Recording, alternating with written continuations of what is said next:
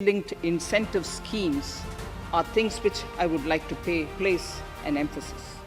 For a $5 trillion economy, our manufacturing sector has to grow in double digits on a sustained basis. Our manufacturing companies need to become an integral part of global supply chains, possess core competence, and cutting-edge technology.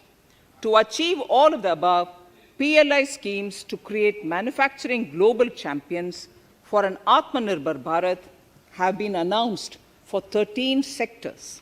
For this, the government has committed nearly 1.97 lakh crores over 5 years starting this financial year. This initiative will help bring scale and size in key sectors, create and nurture global champions, and provide jobs to our youth. Textiles.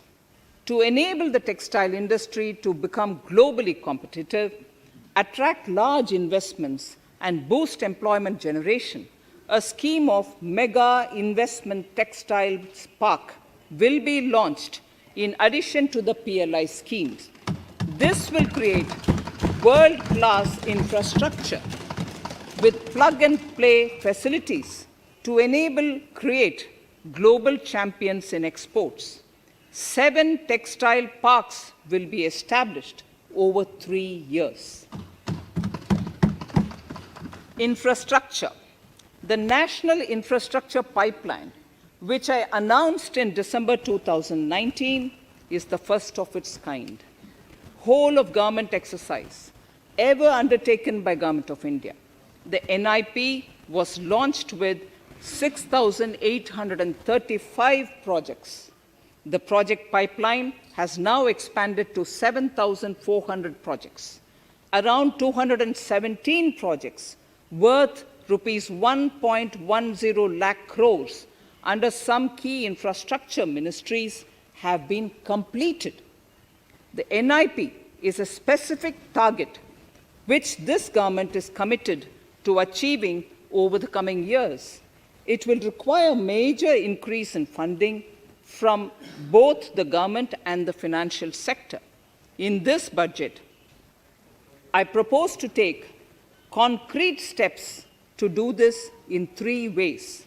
Firstly, by creating the institutional structures. Secondly, by a big thrust on monetizing assets.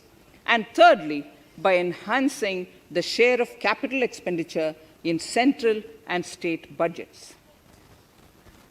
Infrastructure needs long-term debt financing.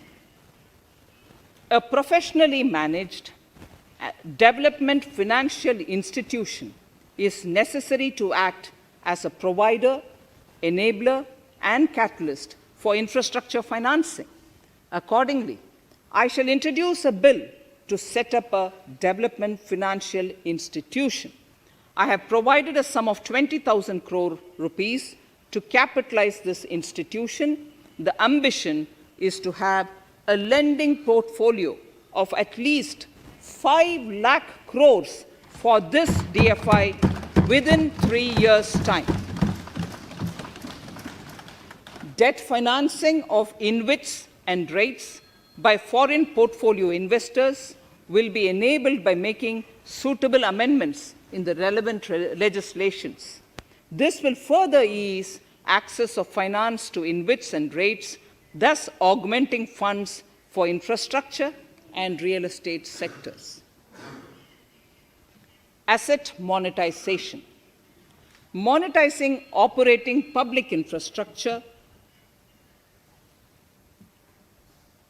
Monetizing operating public infrastructure assets is a very important financing option for new infrastructure construction.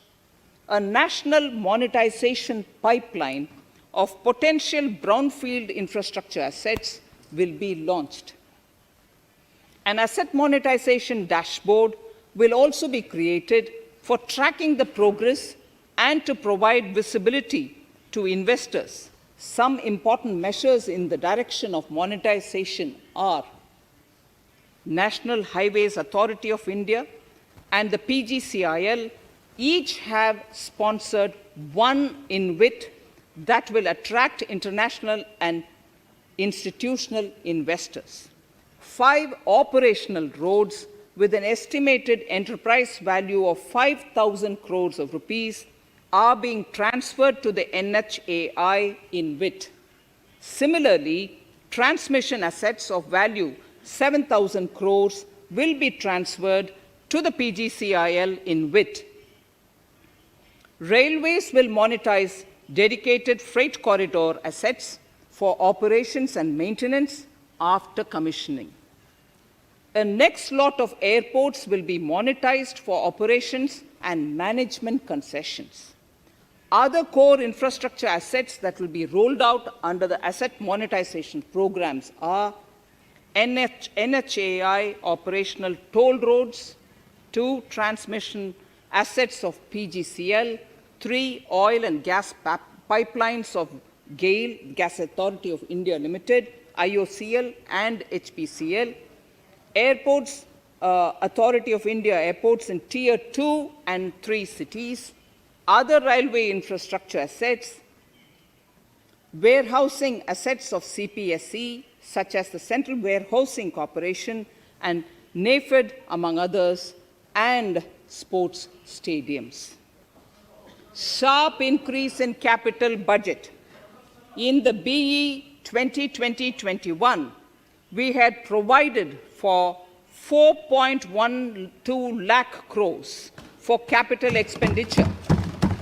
It was our effort that in spite of resource crunch, we should spend more on capital, and we are likely to end this year at around 4.39 lakh crores, which I have provided in the RE of 2020-2021.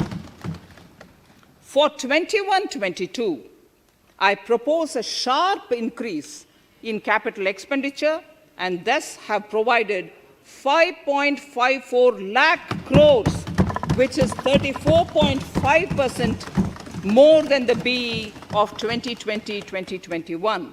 Of this, I have kept a sum of more than 44,000 crores in the budget head of the Department of Economic Affairs to be provided for projects, programs, or departments that show good progress in capital expenditure and are in need of further funds. Over and above this expenditure, we would also be providing more than 2 lakh crores to states and autonomous bodies for their capital expenditure. We will also work out specific mechanisms to nudge states to spend more of their budget on creation of infrastructure.